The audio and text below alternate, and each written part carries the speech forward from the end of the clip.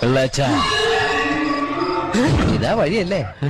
ആത്തണ്ടായിരുന്നു പരിപാടി. അമ്പലത്തിലൊരു വഴിപാടിന്റെ കാര്യം പറഞ്ഞു. വഴിപാടായിരുന്നല്ലോ, നല്ല കാര്യമായിട്ടായിരുന്നല്ലോ. തോന്നിയസം പറയരുത്. തോന്നിയ ദിവസം കാണിച്ചിട്ട് ആ പാവം ജവാന്റെ ഫോട്ടോയില് മാലിട്ട് ചന്ദനത്തിലെത്തിക്കണോ അല്ലേ?